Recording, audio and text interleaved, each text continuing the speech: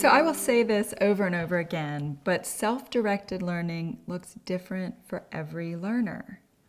I can tell you just from my experience with my two daughters who are wired completely differently to learn and direct their learning differently. My youngest daughter, Kaylee, as soon as she could learn to walk, her first sentence was, "Mama, I do it myself." And she would. She would go off and do amazing projects. She taught herself to cook scrambled eggs. I heard the, flame on the stove come on, and I walked in, and she just looks at me and says, "Mama, I got this."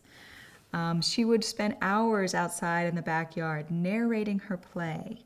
Just the ongoing, she was doing it, but she was narrating it. She was talking to herself.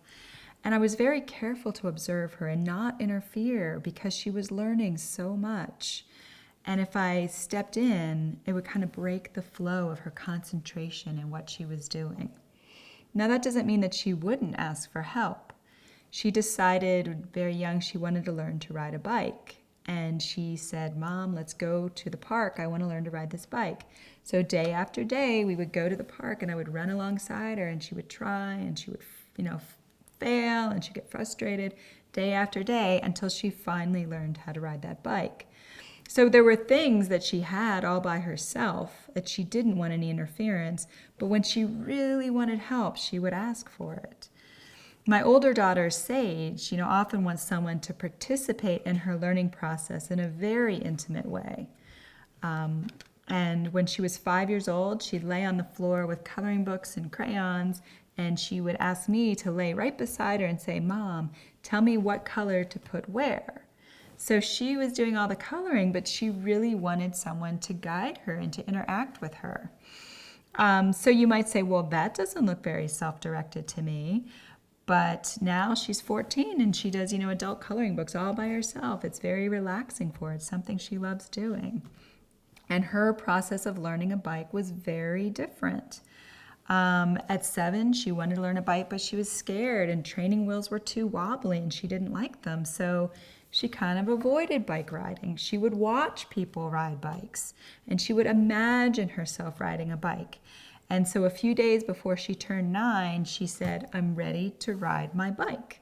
And she got on her bike and she rode down the street and she rode around the neighborhood.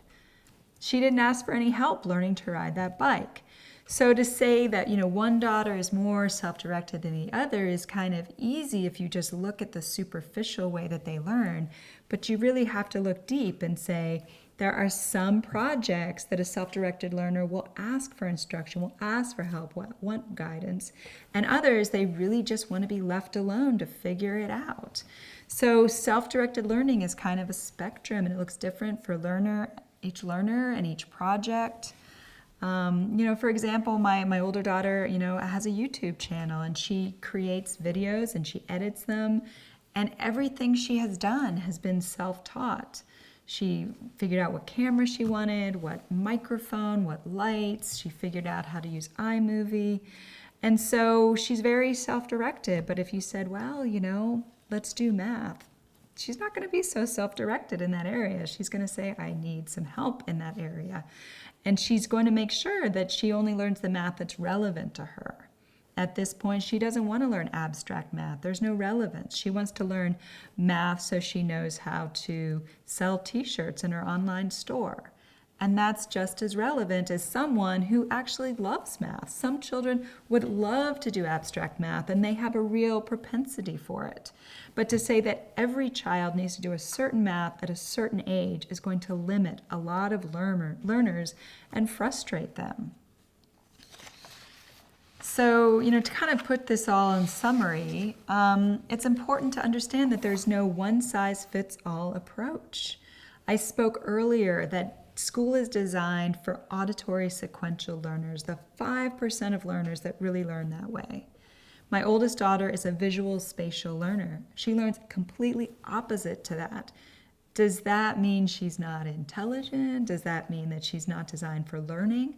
No, it means she's designed for learning differently. So the beauty about self-directed learning is that the child is in the center, making choices, asking for help, figuring out the way, and they're doing it from the way that they're wired and from their soul's calling. So a self-directed learning process could involve the learner asking for direct instruction. The learner requests it, but it's different than than instruction being imposed from an outside authority with a learning goal that the learner didn't choose.